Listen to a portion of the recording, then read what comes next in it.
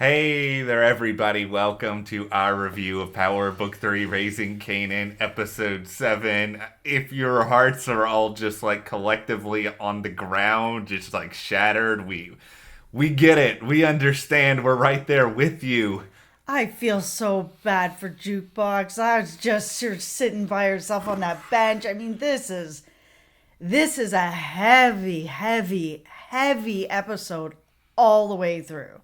Yeah, it's an extremely well done episode. It's one of those that's sort of just like a slow moving car wreck where you kind of know where it's going to end for a good chunk of it, but you just have to keep watching and you just have, we're all a part of this journey together. This episode was really about emotional journeys all the way through. I mean, when this episode started, I was like really into this sort of thing that was going on with the dinner and Davina, and then we got to finally see Symphony come back in and the back and forth with Rock and Kanan and everybody. Like, it was just like this real emotional moment, getting really deep in with these characters, and then sort of just that the feelings of emotions throughout this whole episode was just I'll be honest with you guys. I had seen the synopsis for this episode in advance, and I felt like it was kind of leaning too much in the way that something was going to happen to Nicole. But with that being said, I thought it was going to be where she ended up just getting caught in the crossfire from like Unique, and we were going to have like this back and forth with Revenge with his crew and Rock's crew, and I did not see at all her going because of something that was Kanan's own doing. I did not read the synopsis before the show, and I was completely just blown away by what happened. Like, and especially the way that they put that together, because it was just, again, this really beautiful, emotional sort of moment where we saw Jukebox give her the tape, which at first I was like, oh, it's a mixtape. Man, I remember mixtapes because this was my era. I grew up at I was the same age as Kanan. So I was the same age as these guys. Mixtapes, that was such a thing. And then she's like slipping in the note. I'm just like, oh my goodness, this whole episode, I was just like, this is really gripping me. And then yeah, and then she took the drugs out of Jukebox's bag. I was kind of surprised she actually did that because A, she doesn't know what it is, and B, taking something from Jukebox doesn't actually seem like something she would do.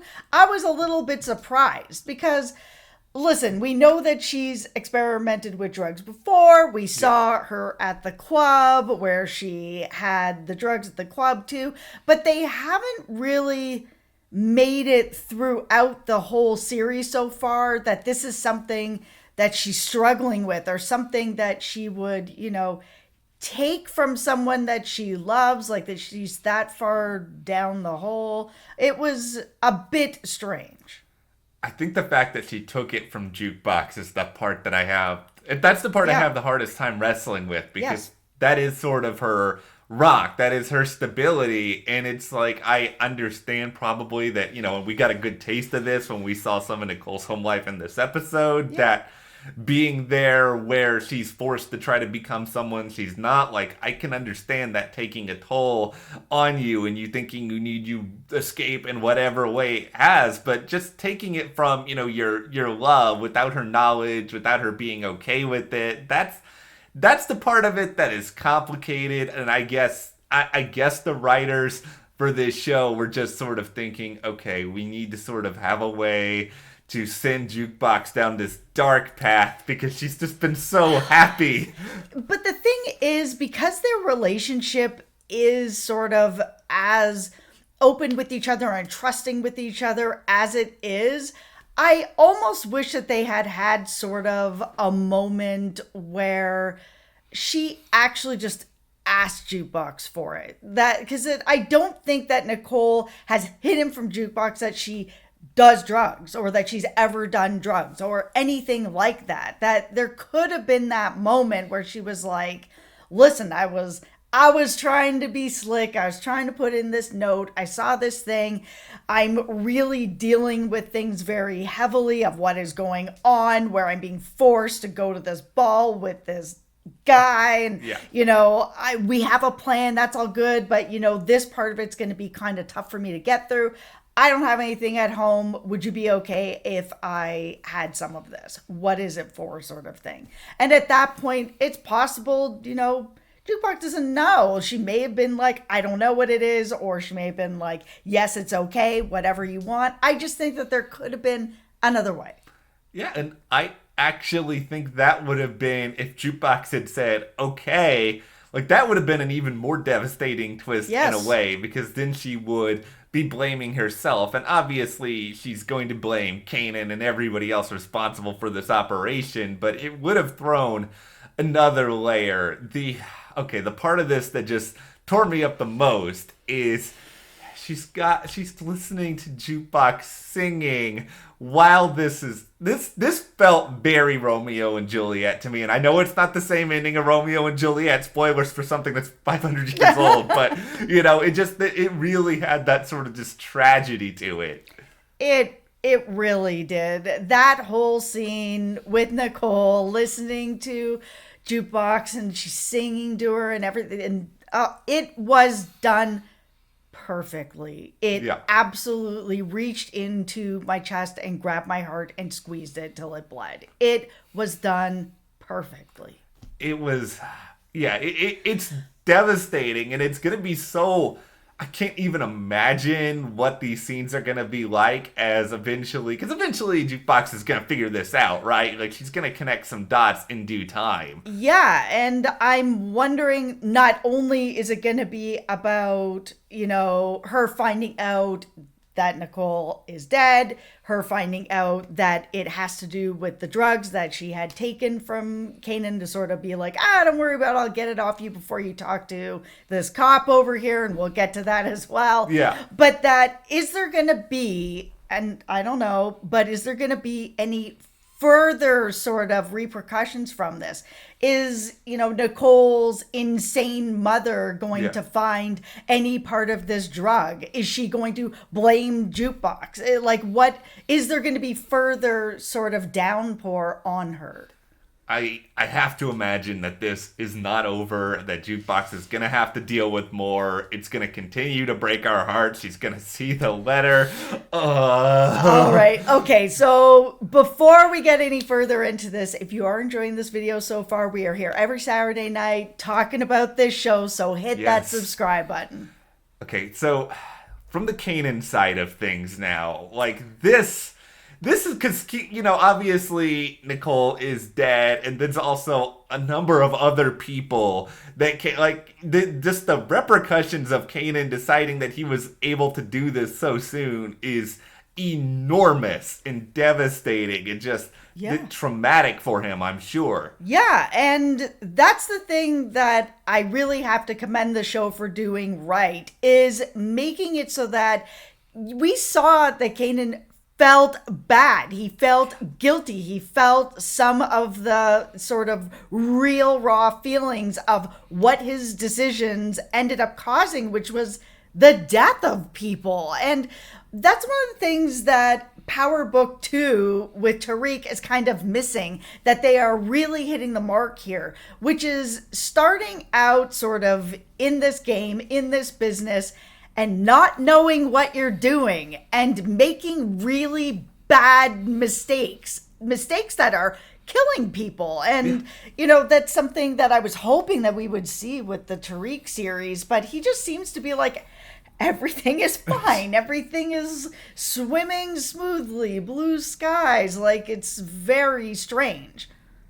We all know the expression, mama knows best. And I think what makes all of this story with Kanan so good is that, Rock has been looking out for him. And he may not like what Rock has to say a lot of the time, but she has been very deliberate with him and making sure he doesn't get too involved, that he doesn't move along too quickly. Like, she showed him how to cook, but she didn't show him how to cook with the impression and, that he was going to go and do some huge operation with it right away. Like, she was trying to make sure he did things safely, and if he had just listened to her and taken a back seat here, maybe none of this would have happened.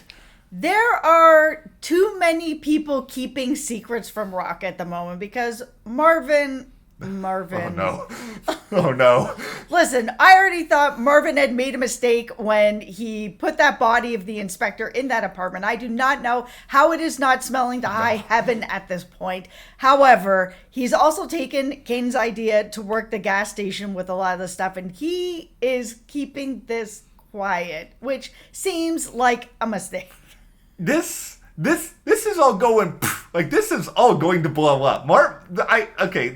Marvin, I don't know how Marvin lives that much longer, if I'm being totally honest, because he keeps secrets. He's extremely reckless. He doesn't seem to think through a lot of the consequences. Like, I love watching Marvin, but he's getting himself in too much trouble. He is really his own worst enemy in a lot of this stuff. He really is. He can't stop getting out in front of himself. No, and Marvin, okay, I'm done with you for now, Marvin, because you know what? We'll talk about Symphony, because Symphony actually is being upfront now with Rock, seemingly, and they had such a nice moment. I'm glad they're back together. I am laughing at that Hall & Oates nonsense. It was just so ridiculous. Like, so ridiculous. Yeah. And later, when they are finally back together and they're making out in the apartment or whatever, and he's like, I just want to sing. I'm like, oh, if he starts singing Hall & Oates right now, I'm going to die. There were two moments in this episode that I think were legitimately just drop on the floor funny.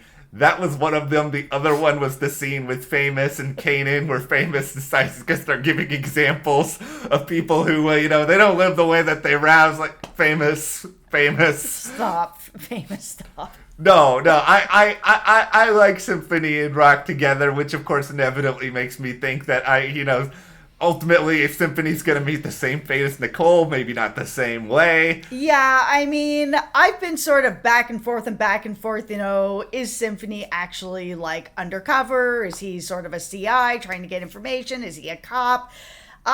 This episode made me feel even more so that he's probably a cop. That's gonna suck. Like, I'm gonna be really upset if he's a cop. They just kept talking so much. Like, she was really hammering home this idea of trust, where she's just like, you know what, we're past this. I trust you. She's talking about, maybe having kids with him. Like, she's really in trust with him, where I was just when he was looking at her while she was saying it, he was also kind of darting his eyes around. I'm like, oh, there's something else that is going on here with this. Yeah, I think he probably does have some sort of secret. Like, I still lean in the direction that he's going to die, but I think ultimately him being a cop is probably a more unpredictable twist, because not everyone on this show can die. They've already killed a lot of people in a pretty short amount of time here. Yeah, please don't make him be a cop. Just don't. Just have him be who he is. I think that would be way more interesting to keep it that way, that Rock is making a really close connection with somebody who's outside of the family, that she's trusting this much. Yeah. I think that puts her in such more of a vulnerable position that if he does die or something ends up happening, that it's going to affect her way more deeply. Okay, so my other favorite scene of this episode, and maybe you'll know already where I'm going with this, because it is between Lulu and it is unique. The acting in this scene was just like next level, so good.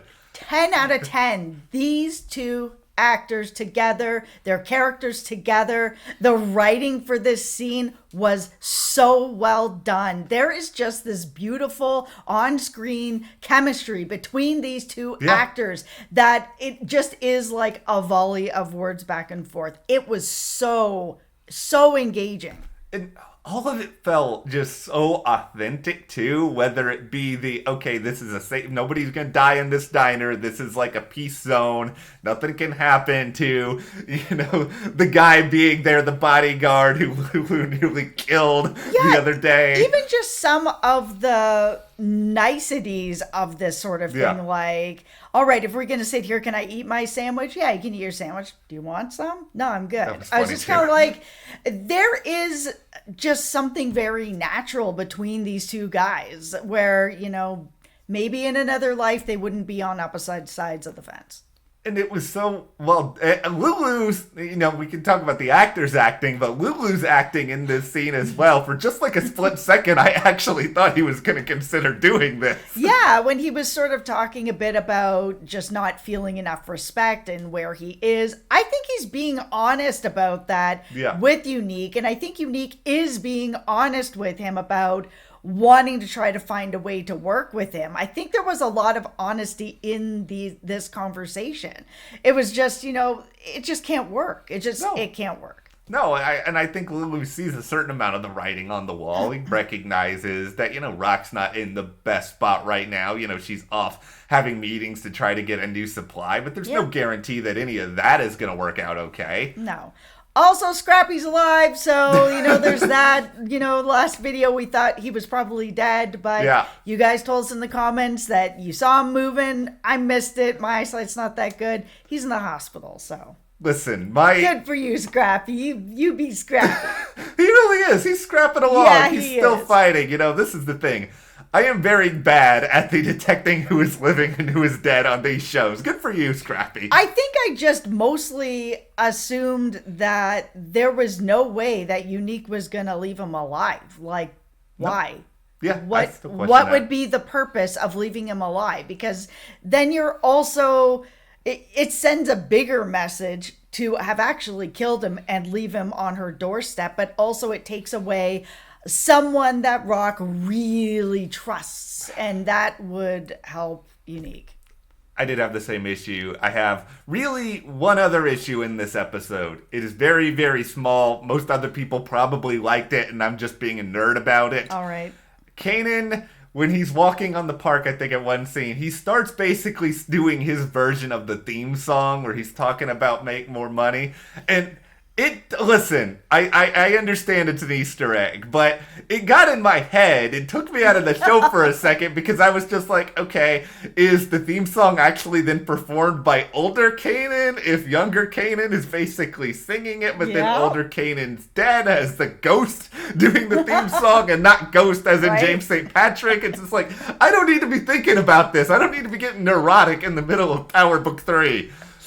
Okay, so we also, of course, have to talk about Detective Howard. Okay. So he did end up stopping Kanan and was kind of like, did you ask your mom about me? You need to ask your mom about me. Please ask your mom about me. And we know why he's doing that, but of course Kanan doesn't. And he did try to have a conversation with Rock at the end of this and was kind of like, listen, this detective came back and talked to me again and has let me know that you guys have a history. So do you want to talk about it? Her reaction was enough that you could just see on Kanan's face that he knew that even though she's like, no, there's nothing. Don't ever talk to me about this guy. Don't ever go near this guy. That Kanan's face said it all, which was like, oh no, there is definitely something way deeper going on that she is not going to tell me about. So I'm kind of wondering if this is where Kanan's going to decide to do his own digging and figure out like, what happened? What is it? Kids are curious.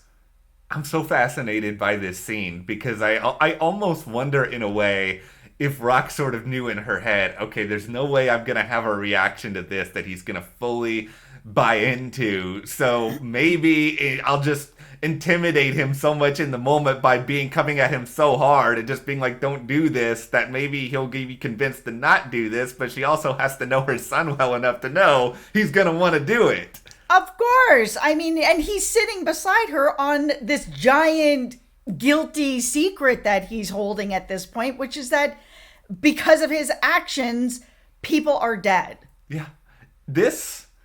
Everything. I don't know how this show ends this season now, to be honest, because it's like Kanan's got all this stuff kept from Rock. Rock's got this stuff she's kept from Kanan. Marvin's keeping stuff from everybody. Like, there is so much still, it feels like, to be unpacked, and there is only like 3 episodes left.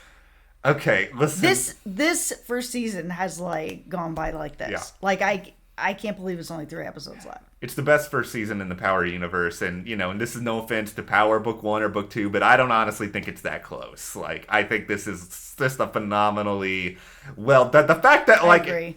it's episode 7 and our hearts are just like. Yeah, I feel like I'm gonna need an adult beverage after this whole thing. My heart is hurting for Jukebox. I am scared for the next episode. I'm Yeah. not gonna lie. Like if I feel like my heart is crushed now, I feel like it's gonna be Yeah. really crushed in this next episode when she finds out. Well, let's all have a toast to all the adult beverages we're all going to collectively have after this. But of course, thank you guys for watching this video. Let us know what you thought about episode 7. Who are you the most worried about in episode 8? Thank you guys again. Give this video a like, and we'll see you here next time.